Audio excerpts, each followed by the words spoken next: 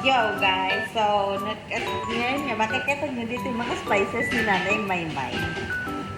So first, isa-isayin natin pa yung mga titignan. First na mahahawakan natin dito is thyme. Thyme. Ginagamit ito. Nice, ano ginagamit? Thyme. Ginagamit ito pang spices sa mga grill. Yung mga chicken, yung mga fish, ganun, charis. At ang may Filipino seasoning din tayo dito. May ano siya, charis. Eto, ang Filipino seasoning natin is Mamacita's oyster sauce. Then next is, ginagamit ko sa mga gisa-gisa. Next is this one, honey. Natural honey from Shopee. Shopee! Wala pang galing Lazada dito. Ginagamit ito sa pang-ano na waffle, pancake, and crepe. Next is ang Maggi seasoning. Add flavor to your dishes. Konti na lang to. And next, this one is sesame oil. Ginagamit ko sa mga, nilalagyan ng oil. Next, this one is Ina Parman's Kitchen. From Ina Parman's Kitchen, chicken spice, gluten-free. Kasi health conscious yung amo namin. Ginagamit to sa pan-fried chicken breast. Chicken roast with brown gravy. Applicable to. Chicken spice. Next is garlic and herbs seasoning. Reduce salt and gluten-free din siya. Health conscious kasi yung amo namin. Huwag yung makulit. Eto naman, ginagamit siya sa... Nasaan ito ginagamit? Ayun din, Sa marinate. Marinate, pang-marinate naman to. Amoyin natin. Sabihin, mabango naman. Inamoy.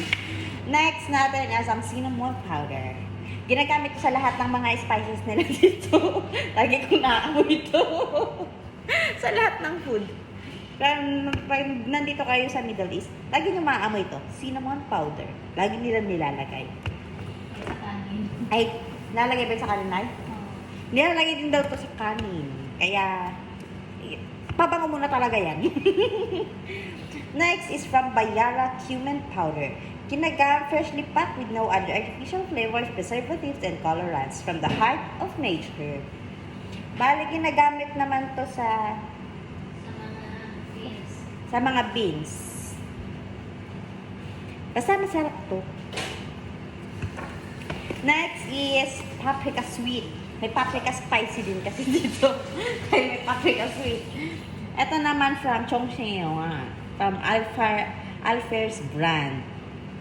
From Kingdom of Bahrain. Alferez.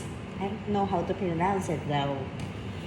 So, it's sweet paprika. Ginagamit to pang food color, di ba, Nay? And for the aroma. If I'm not mistaken, paprika. Next here is garam masala powder from Alferez brand also. From Manama, Kingdom of Bahrain. Hindi ko alam kung saan ito ginagamit. Basta, papang pabango. Pang sa biryani. Biryani ito na Pang butter chicken. Butter chicken. Kaya yun yung amoy niya. Diba Tinanggal mo talaga lahat. Oo, ayusin ko yun. Next is ang cumin whole. Paras lang din siya ng, cumin powder. Ito lang kasi grinded. Ito lang kasi whole. See? So, hindi ko na kailangan to explain. Basta from Nature's Choice, ito is from Bayara. Bayara, baka naman. Cheese. Next is ang ginger powder. Ginagawa to pang ginger tea. Tapos lalagyan ng lemon. Siguro ulo. Saan ito ginagamit, Nay? Yung? Ginger powder. Sa mga ano? Ginger tea. Ano yan? sa mga, kailangan to ay ginalagay ko sa mga meat. Which is, ang meat dito sa Middle East is red meat. Ay, this is from Alfarez brand also. This is from Meran, coriander powder. Ginagamit to sa biryani. Biryani knife. Coriander powder. Ginagamit sa biryani. Apa ko? Charis. This is from Korangi Industrial Area, Karachi, Pakistan. Next is garam. Same lang din dito. Magkapareha sila pero hindi ko alam kung anong difference nung garam masala. Basta garam masala yun. This is hot paprika. As I talked earlier, there's a sweet paprika and there's a hot paprika. It means this is spicy and this is sweet. Do you know the difference? Can you show me where? Naging Dora. Next is ito. Garlic powder. Ito nilalagay masarap to. This is so yummy. Pag minimix sa mga food. Mabango din yan. Ito, fish spice. For fish, as given to the name, it's fish spice. This is sponsored by Ina Parman's Kitchen. So, yun guys. Ina Parman's Kitchen.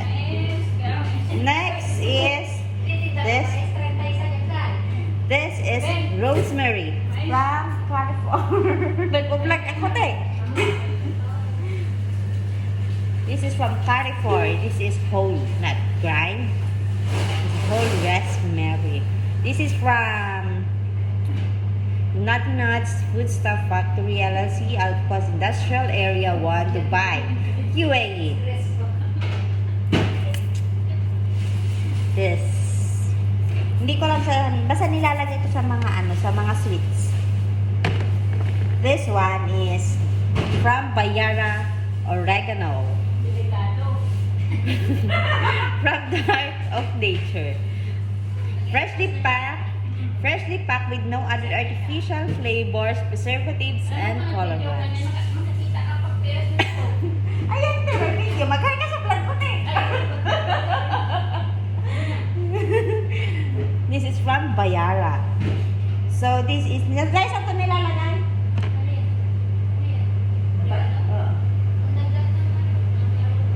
This is usually used to add some aroma in the food. And this one,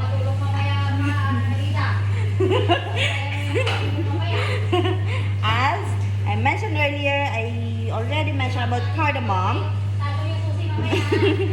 This is cardamom powder. This is powder from Alfarez brand. But this is not so nice in smell. And this, for the last one, is this squash. Parsley flat leaf. This is a parsley flat leaf. This is from, for recipes and cooking suggestions, visit www.sherwood's.com.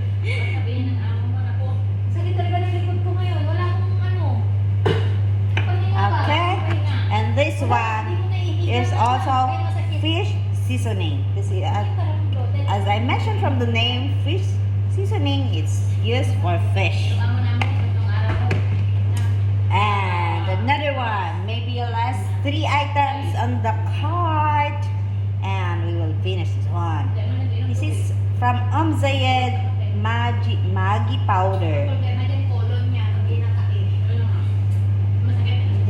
This is Soak Albarrain Sweets for Jaira UAE. This is used for all the foods they cook. And here's another one. This is a cajun powder. Cajun powder is extra food cajun powder. And this one is ano to na? This is a suma used for Sumak yan. sumac. This is used for Arabic ano? this is used for Arabic food. That's Sa their mga ano, sa main mga dressings. dressings ng salad. Like salad and so on and so forth. Endorse mo din yung mais yan. And also, my colleague also cook fresh corn here. Just a boiled corn. It's a sweet corn.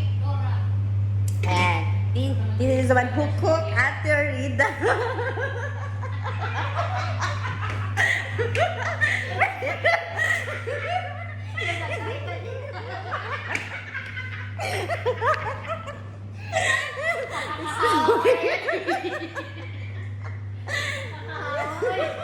Yes, my nanay, my.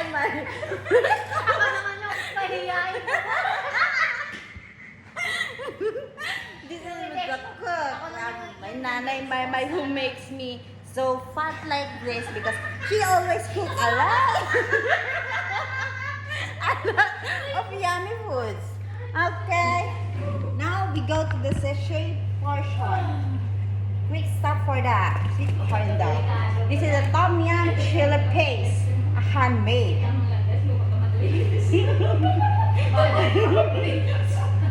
Tago mo may susi ha. And this is a Thai lemongrass chicken from, I can't read anything. This is from Thailand.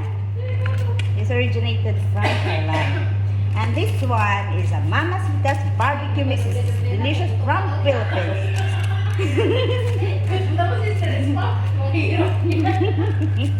And the most delicious thing I miss in the Philippines is sinigang, original.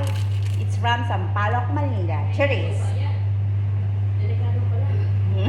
This is from General Chia's Cavite. So guys, that's for all. Ayusin ko na to. Goodbye. Bye na kayo sa vlog natin.